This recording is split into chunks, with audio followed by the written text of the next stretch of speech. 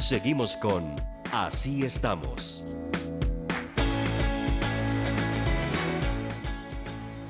Si usted necesita un diagnóstico preciso sobre su salud, Sirma es el mejor centro de diagnóstico por imágenes que le ofrece servicios de tomografía helicoidal computarizada. Las imágenes del TAC le permiten analizar los órganos internos en distintas partes del cuerpo y esto facilita el diagnóstico de hemorragias internas, tumores, infecciones, fracturas. Así que es una oportunidad importante tener este servicio. Sirma se lo ofrece.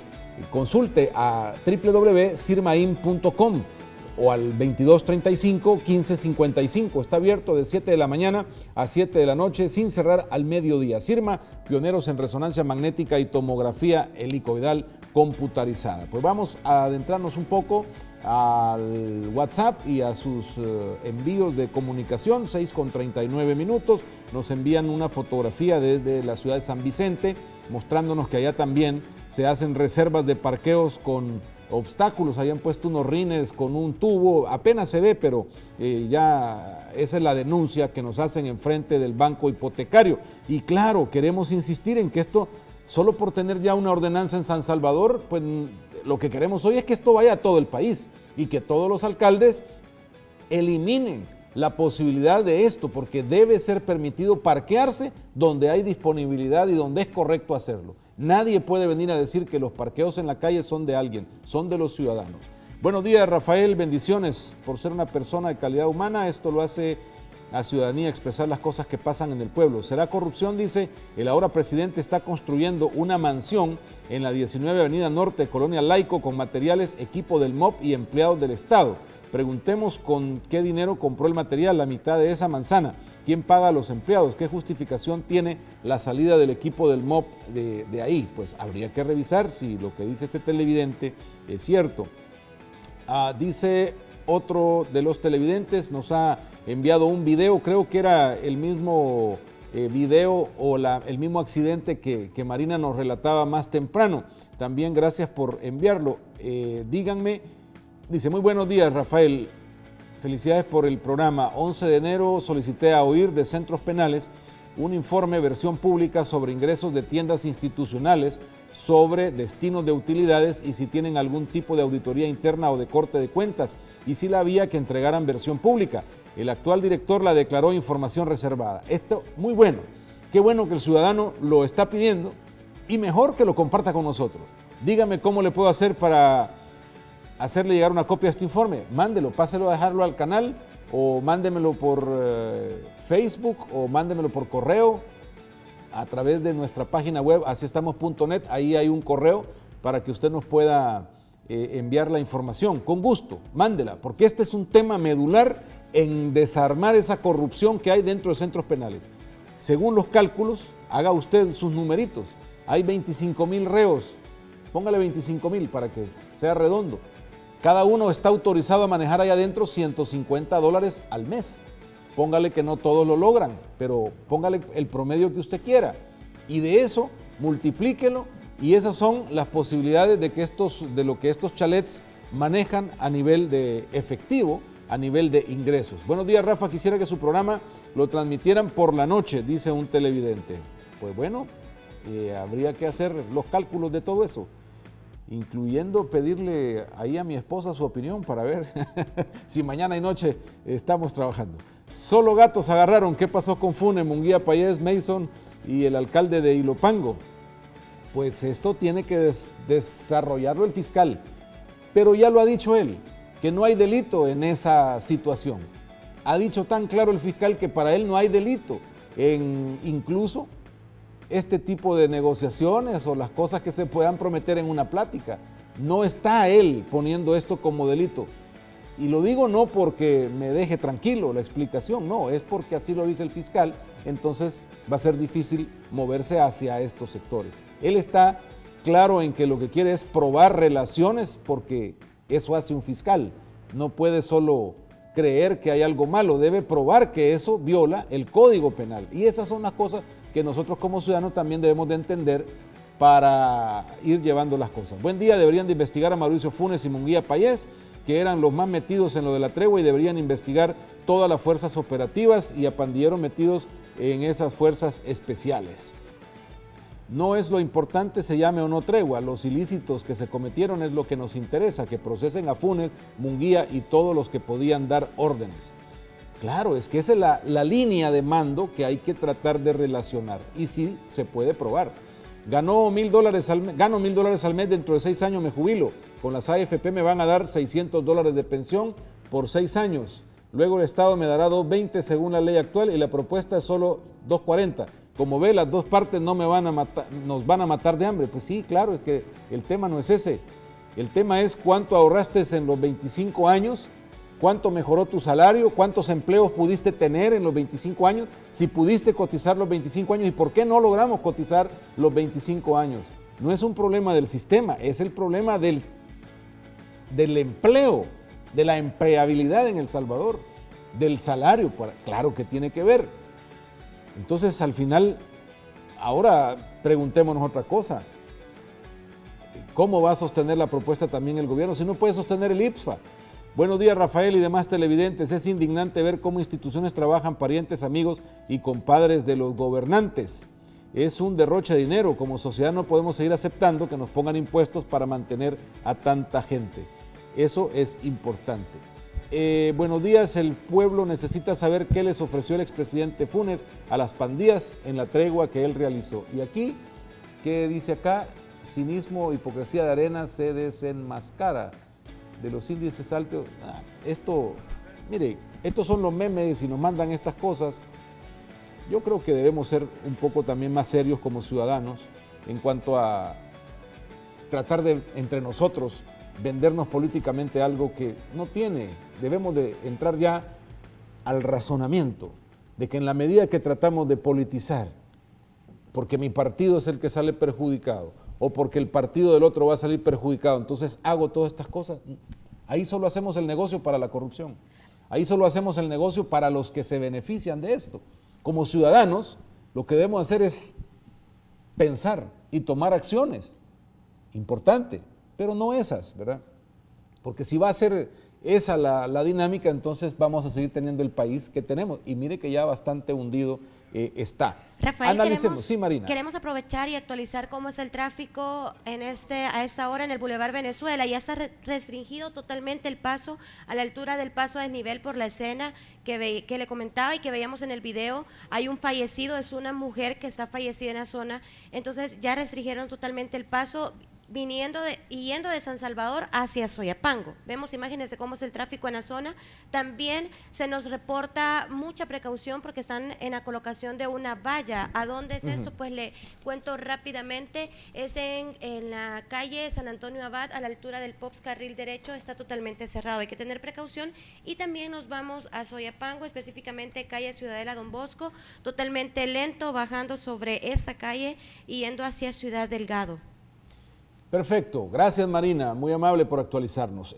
Vamos a adentrarnos a las notas un poquito de lo que tiene que ver con la tregua, actualizando, ¿verdad? Se está exigiendo que se llegue a los intelectuales de la tregua entre pandillas y esto lo está publicando el diario de hoy. Gremiales empresariales y diputados respaldan la labor de la Fiscalía, pero demandan procesar a otros responsables de este pacto. Arena pide a la Fiscalía que indague más sobre el uso de los $2 millones que habrían salido de los cafetines o del dinero que se maneja en estos cafetines y que el gobierno tuvo que pagar. Aquí la relación de esto más o menos está en que hubo dinero, porque estos cafetines son manejados por los reos, hubo dinero que no pagaron a proveedores que lo utilizaron y el gobierno tuvo que sustituir ese dinero, entonces se está investigando a dónde fue, cómo fue. Son $2 millones, no es cualquier cosa, $2 millones que entonces salieron de estos centros penitenciarios o de este manejo de fondos.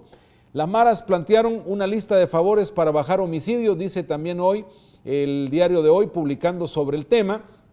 Un beneficio fue no hacer requisas en los penales y también retirar a los soldados. Recordemos que en un momento entró la Fuerza Armada a controlar centros penales, luego lo retiraron y se está poniendo entonces como parte de esos privilegios esta situación. El ministro apoya investigar la tregua a otro nivel. Hablamos del ministro Ramírez Landaverde. El ministro está diciendo que respalda las investigaciones en el caso de la tregua y que éstas continúen en otros niveles para conocer la verdad. Que colabore también. Algo debe saber Landaverde, se ha estado ahí desde todo este tiempo atrás y debería la policía también colaborar con los archivos, la información que tenga, el traslado de reos, el uso de recursos, pues bueno, quién giraba las órdenes, porque lo importante acá es llegar a conocer cómo es que operaba y cómo es que toda esta circunstancia se convirtió en lo que ahora estamos viendo. También la prensa gráfica está publicando sobre los autores de la tregua, buscando las reacciones de aquellos que han estado más arriba. O sea, el tema es Munguía Payés, el tema es el director de esta orquesta, quién es, quién giraba las órdenes, cómo se organizó todo esto y si esto al final lograba o alcanza la participación o la decisión del presidente de la República, Mauricio Funes, en ese momento. La Fiscalía, hablando de revelaciones, dice que pues el Consejo Criminológico habría alterado informes de los internos y que con esos informes alterados era que se podía dar la salida de los reclusos de los centros penales. O sea, lo cual es bastante complejo, ¿no? Es complicado, porque aquí ya se está entonces utilizando el recurso del Estado a nivel institucional para garantizar la operatividad de la tregua a nivel institucional. Eso es un poco lo que está investigándose desde la Fiscalía y es lo que se tendrá que profundizar para poder llegar al fondo del asunto y poder establecer para la ciudadanía las responsabilidades. Será esto muy valioso. Ahora, adentrémonos un poco en el tema de la tregua. Vayamos a los orígenes, al año 2012. Entonces, tenemos que todo se dio a partir de una información que publicó el periódico digital El Faro. Esta información fue proporcionada por este periódico que le llamó la atención que estuviera haciéndose traslado de pandilleros. 30 pandilleros habrían salido del régimen de máxima seguridad allá por marzo de 2012. Se trata de los líderes de la Mara Salvatrucha y del barrio 18, dentro de los que se incluía al Viejo Lin, al Chino Tres Colas, al Diablito, el 13, entre otros de los trasladados durante ese movimiento que estaba realizando el Ministerio de Seguridad Pública. Según las fuentes de inteligencia, los traslados a las prisiones de menor seguridad no eran una noticia sin precedentes, sino una pieza dentro de las negociaciones que mantenía el gobierno para la reducción de homicidios. ¿Qué estaba detrás de esto? Antes de esto, la promesa de Munguía Payés de reducir en por lo menos 30% los asesinatos en un año. Pero esto vino entonces a ser el elemento que desata las preguntas, ¿no? El ofrecimiento tan fresco, tan claro del ministro diciendo yo voy a reducir 30% en un año los asesinatos. Y entonces, en un momento en el que encontrábamos alza de homicidios, en ese momento teníamos un estadístico importante de 15 o 12 homicidios diarios, entonces pretendía bajarlo a un 30% en un año. 8 días después de que se conoció el tema de los traslados, el Faro publicó la lista, pero lo más destacado de la nota es la respuesta inmediata que se tuvo también en las estadísticas de homicidios una vez se comenzaron a realizar estos traslados. Se da cuenta el Faro, el periodismo nacional, que bueno, algo está pasando. Se le pregunta al ministro y lo que el ministro dice es que venía un ataque contra los centros penales de máxima seguridad. Dice acá nuestra redacción que los pandilleros de la MS-13 lanzaron vía telefónica las primeras órdenes a los pandilleros de la calle para que anularan cualquier homicidio y no impusieran nuevas rentas. Una de las fuentes consultadas por el Faro para ese reportaje fue de un palabrero o líder de una célula de la MS que recibió una llamada del penal de Barrios el 9 de marzo en la que le ordenaban calmarse. Estamos de vacaciones, dijo el pandillero al periódico al momento de compartir esa información, cuando Munguía Payés defendía los traslados diciendo que la inteligencia del Estado había detectado un plan de fuga masivo. Alguien había introducido al país cohetes Low, armamento antitanque, y entonces que la amenaza o lo que habían tenido de información es que le iban a hacer un boquete a los muros del penal de máxima seguridad para facilitar la huida masiva de algunos reos. Normalmente los cohetes Low se utilizan en contra de vehículos blindados, explicaba el ministro en aquel momento. El argumento también de Munguía Payés es que los reos habían cumplido ya el 10% de su condena en la prisión de máxima seguridad y que la ley penitenciaria establecía ese periodo no como de obligatorio traslado, sino como un mínimo, y dejaba a la discreción de las autoridades el tiempo máximo de reclusión en un centro penal. Así nacía todo este alboroto. Fue cuando la gente se dio cuenta de lo que pasaba en la tregua.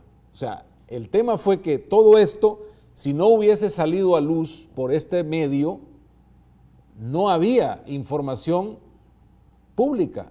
No nos hubiéramos dado ni cuenta y ya había una situación de reducción que le iba a permitir al ministro salir públicamente y decir, he logrado mi propósito.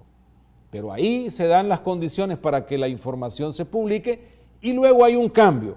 Luego de que estas explicaciones técnicas, científicas del delito, de la ley penitenciaria, de la estrategia militar, de todo esto, aparece la estrategia del milagro. Pues hay un pacto milagroso. Y entonces aparece la iglesia diciendo que aquí las cosas van a cambiar. Mijango aparece con los mareros diciendo hay un milagro, y cuando se le pregunta al padre Colindres, que es obispo castrense y es un cargo de Estado, o sea, este es un cargo dentro de la estructura institucional, recibe salario por ser obispo castrense, y entonces está dentro de la institucionalidad de seguridad pública. Él dice, yo no soy vocero de las pandillas ni del gobierno, he sido un vocero de Dios. ¿Por qué? Porque ya entonces se metió el componente emocional, el de fe, diciendo, confiemos que hay un pacto, quieren cambiar, quieren reformarse, aquí hay un milagro, y entonces se le da un giro a esta situación. Aquí hay un video con algunas declaraciones de los involucrados en ese proceso. A toda la sociedad salvadoreña le reafirmamos que si nos dan la oportunidad que le hemos solicitado, no les fallaremos, porque la palabra que comprometemos la honramos con nuestras vidas. Entre las pandillas adquirieron el compromiso de no matarse más, de bajar el índice delincuencial entre ellos. La iglesia solo ha mediado humanitariamente.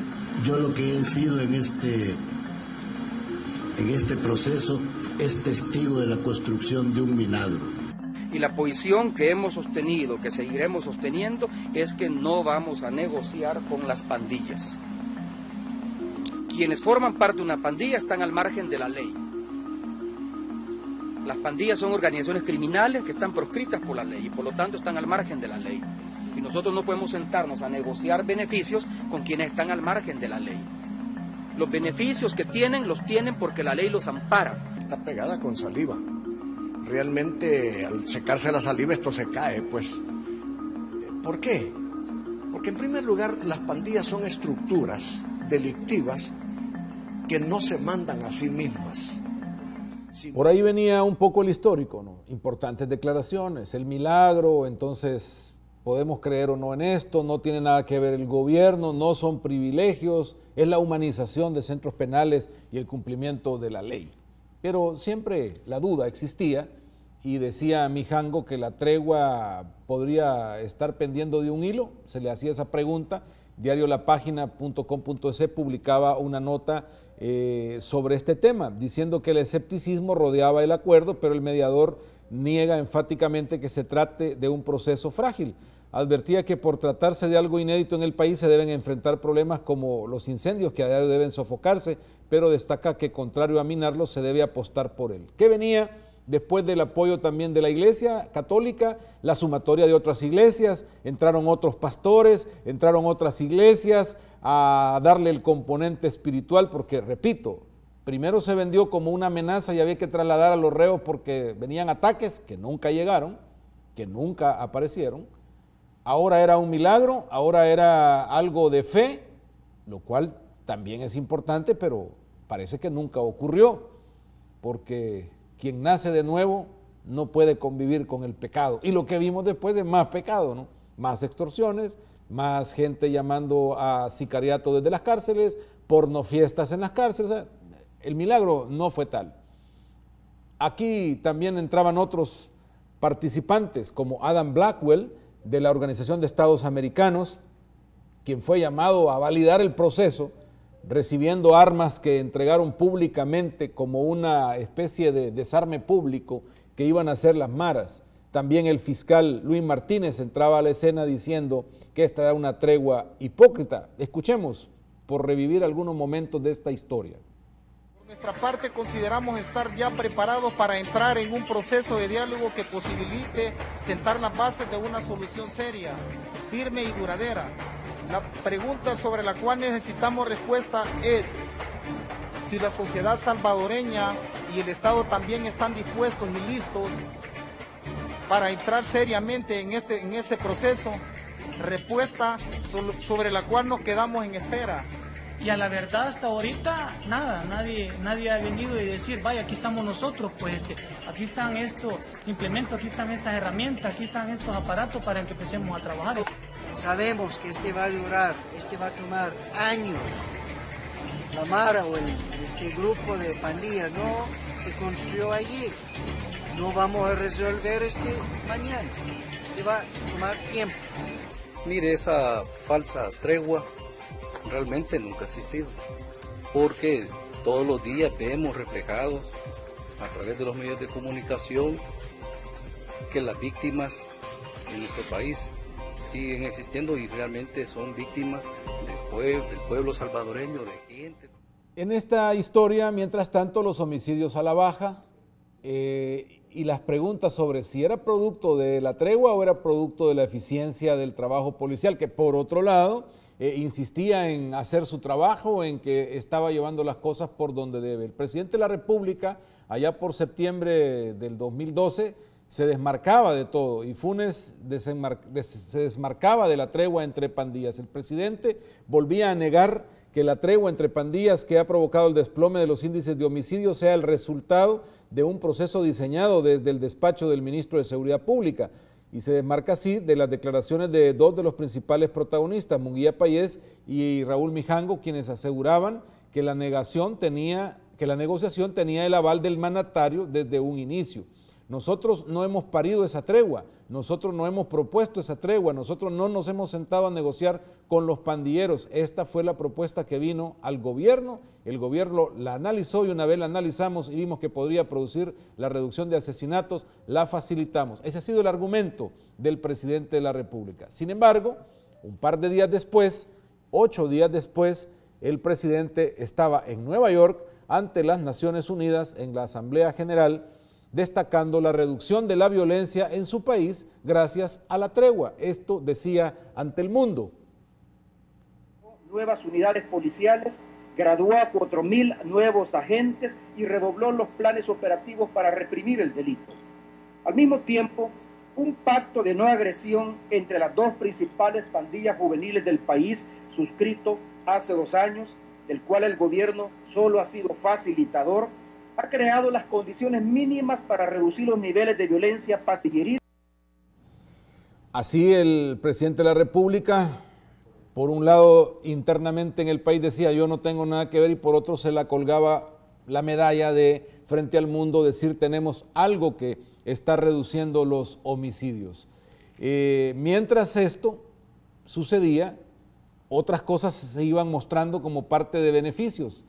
A mucha gente le indignó ver a 2 de los líderes más importantes de las pandillas, a Carlos Ernesto Mojica Lechuga, alias el Viejo Lin, y a Dionisio Humansor, alias el Cirra, uno de cada una de las pandillas contrarias, que salieron de una cárcel y se presentaron en la televisión, en el tabernáculo bíblico, para hablar sobre la tregua. Esto generó no solo indignación, sino también las preguntas de cómo era que estos líderes estaban en la televisión y hablando de esto si supuestamente estaban condenados en las cárceles.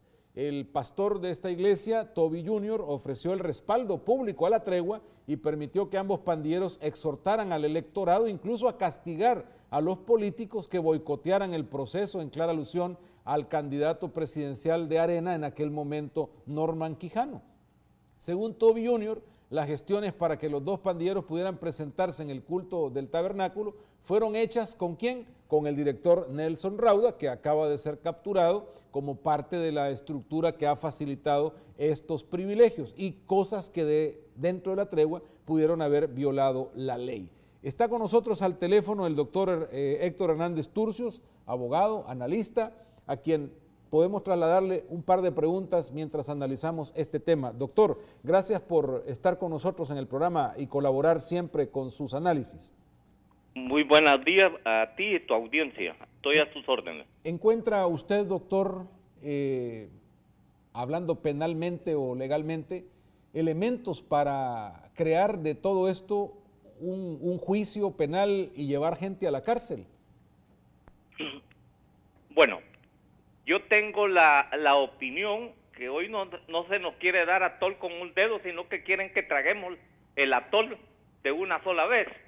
No me cabe los delitos que la Fiscalía le ha puesto en boga a esta gente. En primer lugar, yo no creo que haya agrupación ilícita. ¿Cómo va a haber agrupación ilícita en personas que van desde funcionarios de gobierno, la Iglesia Católica, las iglesias protestantes de diversa denominación y otras instituciones que lo que están buscando es resolver un problema? Ahora, una cosa muy distinta es que para resolver ese problema, nos guste o no nos gusta cómo lo quieren resolver, o en el peor de los casos haya dado un mal resultado, esa es otra cosa. Y una cosa muy distinta, porque si uno analiza, por ejemplo, la Constitución, en las atribuciones que tiene el presidente de la República y obligaciones, el artículo 3 dice: procurar la armonía social y conservar la paz y la tranquilidad interiores y la seguridad de la persona humana como miembro de la sociedad. Era obligación de la presidencia de la República permitir eso. Ahora, yo no estoy diciendo que él la ordenó, pero ya voy a volver a otro asunto legal. Pero sí era obligación de él y de todos sus ministros permitir esa situación porque era una atribución que le corresponde. Ahora, ¿cómo va a culpar uno a personas que en el supuesto de querer hacer el bien resultaron malas cosas? Esa es otra cosa que me parece a mí que no la puede uno considerar así a la ligereza. Pero voy por el lado, ese es por un lado, pero por el lado político, ese gran interés que tienen los opositores políticos del momento, el artículo 171 de la Constitución en lo pertinente dice: el presidente de la República, el vicepresidente de la República, los ministros y los viceministros del Estado son responsables solidariamente por los actos que autoricen. Por eso es que se está queriendo saber quién autorizó eso. Pero por un lado se le permite al presidente de la República y no se le obliga a que tenga éxito o no tenga éxito. Pero por el otro lado, también si se llega a decir, miren, esto, lo que cometieron fueron delitos, entonces son responsables el presidente de la República y todos sus ministros y el viceministro que es el actual presidente de la República. Ahí es donde me parece malicioso, tendencioso por dónde va esto. Ahora, yo quiero ser enfático en una cosa, licenciado Rafael Domínguez. Lo que a nosotros nos hunde es dos maldiciones: la maldita corrupción del país y el maldito relajo en que vivimos. Porque hoy ya se empiezan a complicar más las cosas, que el Instituto Criminológico, que los directores de los centros penales, que la presidencia de la República, que el ministro de Justicia, las tiendas que están en los centros penales. Entonces, ese mismo relajo no deja que realmente se determine quién fue el causante de esta situación. Yo, en lo personal, a mí no me agradaba la tregua, pero la tregua desde el punto de vista policíaco, político, legal, es permitido. Eso siempre que hay una situación se permite, como diciendo, paremos las cosas, suspendemos por un momento cómo está la situación. Eso se hacía en la guerra para Navidad, para el Día de la Madre, para la conmemoración del 15 de septiembre. Las treguas son válidas en cualquier parte del mundo. Ahora, doctor, en medio de esto está la ley de proscripción de pandillas que el mismo presidente Funes suscribió y promovió, en la cual pues se supone que nadie podría facilitar o entrar en contacto o tener relación con las pandillas de esta forma. Entonces, ahí donde también legalmente entra la contradicción si estos mismos funcionarios estaban violando la misma ley que sigue vigente, por cierto. Por supuesto, pero en eso hay que entrar en otra consideración. Por eso le digo, la malicia y la maldición de este pueblo está en la maldita corrupción y en el maldito relajo. Todos esos delitos que ha planteado la Fiscalía, todos ya prescribieron, que eso fue el 2012, y las penas llegan hasta 4 años, en marzo, entonces ya prescribieron. Entonces lo que estamos en un escándalo político interesante por descubrir quiénes hicieron eso. Simplemente nos portamos... Rafael Domínguez, usted como periodista sabe que la curiosidad y la morbosidad de este pueblo es increíble, y estamos en la morbosidad de quiénes fueron los que actuaron en eso. Sabemos de uno, pero yo le voy a decir una cosa. Realmente lo que sí es cierto, que los que actuaron ahí, desde los políticos, desde el señor Mijango, desde todos altos jerarcas de la Iglesia Católica y Evangélica, son, en realidad, siempre tienen un mando superior. Pero igualmente, uno debe entender que en el gobierno hay una jerarquía, y esa jerarquía no se puede interrumpir. Igualmente en las maras. Las maras, yo nunca he creído que esos que están presos son los grandes jefes, nunca he creído. O sea, aquí hay cuestiones más profundas de analizar sobre esta situación y sobre esos millones que se mueven. O están o viven en El Salvador o ni siquiera viven en El Salvador. Ahora, la otra cosa que a mí me parece interesante, siempre dentro de la malvada corrupción, es eso de los 2 millones que se movieron allí. Porque eso de los 2 millones que se movieron allí hay que preguntarse, bueno, ¿y ese dinero de dónde salió? Ese dinero, ¿a quién se lo entregaron? ¿Cómo es posible que a una tienda de los centros penales les entreguen $2 millones para que hagan con ellos lo que quieran, pues? Entonces, eso tenía que tener una contabilización y un control de tal naturaleza, porque no, si no era dinero del Estado, es más exigente la empresa privada para el orden y para la determinación de los gastos. Y si era del Estado, estamos metidos en un delito de corrupción o de cuando menos de malversación de los fondos públicos. Pero eso creo yo que es por donde más fuerte se podría llegar. Si se han malversado o se han robado, ¿cuánto de los 2 millones que se entregaron allí? Yo fiscal, no puedo doctor, creer... El fiscal general mencionó que producto de todo esto, 2 cosas sucedieron. Se fortalecieron las maras, esto generó el tema territorial, ataques contra la policía, y dice que se bajaron artificialmente las estadísticas y crecieron los desaparecidos. O sea, tiene una implicación en la parte de asesinato. Entonces, ¿se puede llegar hasta relacionar esto de tal forma que puede achacársele a los funcionarios el resultado en muertes después de la tregua? Porque realmente de bajar, bajaron. Ahora, que también hubieron desaparecidos, pero si son desaparecidos, aún son desaparecidos, ¿verdad? O sea, eso lo debe entender uno desde el punto de vista de que en lo legal, quien no aparece, ni siquiera muerto está. O sea, eso es una situación legal simplemente publicitaria, pero que tiene que tener comprobación legal.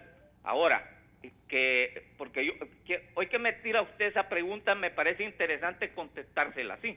Por ejemplo, con lo que está sucediendo hoy, con la fuerza que ha entrado la policía y el ejército, realmente han bajado los homicidios, llamémosle así. Pero la pregunta fundamental es, ¿han bajado las extorsiones? Porque el problema de las extorsiones es que lo más importante de controlar son las extorsiones, porque si extorsionan a alguien y no paga, entonces muere. Ese es el punto. Ahora, uno debe entender también, como decía Sócrates cuando le preguntaron sobre la valentía, que a veces el enemigo se esconde o retrocede para tener otra táctica para volver a actuar. O sea que no hay que atenerse, ¿va? De que porque están acurrucados, escondidos, privados de poder enfrentar o de poder salir, esto ya terminó. O sea, hay que tener un gran cuidado de análisis, porque puede ser que ellos se estén preparando para otra táctica, porque ya la que tuvieron se la tienen demasiado controlada o están demasiado difíciles para poder subsistir. Nunca olvidemos esto. Doctor, que ellos lo que siempre no negaron ni quisieron hacerse cargo era de quitar las extorsiones. Muy amable, doctor, por participar de nuestro programa, el doctor Héctor Hernández Turcios, siempre con análisis y la parte de análisis legal también sobre estas situaciones. Pues bueno, avanzamos sobre este histórico. Después de que llegaron al tabernáculo bíblico, la gente empezó a ver que esto como que era demasiado. La presión pública se hizo grande, salió el ministro también Munguía Payés por las otras partes legales que expulsaban al tema de los militares en la seguridad pública, volvió al Ministerio de la Defensa, hubo cambios en todo esto y al final, en 2016, cuando ya todo había ido en un perfil mucho más bajo, ya el presidente de la República no era Mauricio Funes, apareció un juicio en febrero del 2016 donde se empezaron a revelar algunas cosas y un jefe pandillero, incluso lo publicaba Inside Crime, daba a conocer que había mantenido contacto con funcionarios de gobierno. Recordemos que estas revistas fuera del país, Inside Crime, Estados Unidos, son o tienen sobre el tema de maras otra dimensión más grande y perspectiva, porque para los Estados Unidos y su gobierno, las maras, y principalmente las maras salvadoreñas, son crimen organizado internacional. Entonces, que uno de los pandilleros diga que tiene contacto con el gobierno es una cuestión enormemente complicada, visto desde aquella perspectiva. Acá se había convertido en algo quizás de todos los días, ¿no? Reunirse con funcionarios, que le llevaran el pollo campero para las reuniones, que los políticos lleguen a las cárceles a pedirle los votos, que todas estas cosas las hemos visto y es diferente. Pero apareció un juicio donde un acusado de extorsión, junto a otros 67 pandilleros, empezaban a hablar de este contacto con los líderes de las pandillas durante la tregua y los funcionarios de gobierno. Al parecer, las comunicaciones obtenidas del teléfono también del presunto líder muestran los detalles de una conversación en la que promete conseguir votos a cierto legislador a cambio de cooperación y apoyo a la finalizada tregua entre pandillas. Bueno, ahí hay mucha tela que cortar, pero ¿verdad? Hemos visto todas estas relaciones. Y luego de haber hablado sobre todos estos procesos, hablemos un poco de estos beneficios que se dieron a conocer dentro de este juicio público, después de que un grupo de pandilleros atacó a la delegación policial de Quesaltepeque, hubo capturados, hubo un criteriado que empezó a revelar detalles. Bueno, fueron en realidad 4 testigos, identificados como Nixon, Isaías, Arquímedes y Napoleón, que hablaron de todos los beneficios que recibieron durante el proceso de la tregua.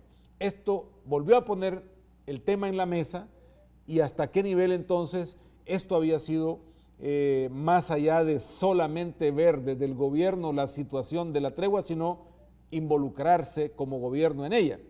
Dijo esta gente criteriada que habían permitido el ingreso de 300 celulares, que incluso se les dieron armas a las pandillas, que entraran mujeres y discomóviles, que se les mejoraran las condiciones de electricidad, que todas estas cosas estaban como parte de los beneficios. Y uno de los beneficios que más indignó a la gente fue la pornofiesta, que salió a luz en marzo de este año 2016.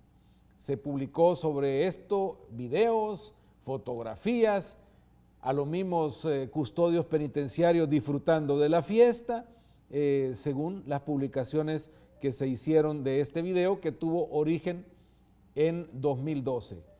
Esto lleva incluso a que en abril de este año la Asamblea Legislativa reformara la legislación e incluyera como parte de las medidas extraordinarias para vencer la violencia detalles penales contra los mediadores de la tregua, quienes promuevan, ayuden, faciliten o favorezcan la conformación o permanencia en las agrupaciones comprendidas en la ley, reciban provecho directo o indirectamente de relaciones, recibirán de 3 a 6 años de prisión. Y aquí se hicieron otras modificaciones en ese mismo sentido. Al que favorezca la conformación de pandillas va a recibir hasta 15 años de prisión. Al que tenga todo tipo de negociación o acuerdo con ellos puede recibir hasta 2 años de prisión. Esto viene después de ver incluso a líderes de partidos como el Partido Arena platicando y negociando la colocación de un ministro durante el proceso electoral de 2012, ¿no? Todas estas cosas empezaron a llevar a la modificación de ley, empezaron a llevarnos a toda esta discusión. Está en el teléfono Patricia Valdivieso, diputada del Partido Arena, a quien agradecemos también su participación en el programa, ya que ella ha sido parte de los legisladores que están proponiendo que la Asamblea Legislativa creara una comisión para investigar la tregua. Gracias, diputada, muy buenos días. Buenos días, aquí saludando a todos los televidentes, gracias por tomar en cuenta mi opinión. Ahora que hay una investigación judicial o fiscal, ¿podría perder menos fuerza el tener una comisión legislativa para investigar esto? ¿O cree que la Asamblea también debe investigar con una comisión especial, como ha sido propuesto, el tema de la tregua? Sí, Rafael, yo solicité, como tú sabes, la comisión investigadora para el 2 de febrero de este año. O sea, fue antes que saliera el famoso video de la fiesta del penal. Y Rafael, en ese momento, pues nadie estaba haciendo mucho al respecto. Sabíamos que el fiscal anterior había dicho que estaba una investigación en marcha, pero nunca se dieron resultados. Ahora vemos mucha diferencia, estamos teniendo resultados a 3 meses que ha logrado juntar evidencias el actual fiscal. Así es que una felicitación para el actual fiscal y sí quiero decir que ya salió a luz lo que yo tanto dije, que habían costos que se estaban pagando a diario como resultado de este pacto oscuro, mal llamado tregua, como costo social, que todos los días mueren hermanos salvadoreños como resultado, y el segundo eran los recursos económicos, el costo económico que se había utilizado para la promoción de esta tregua.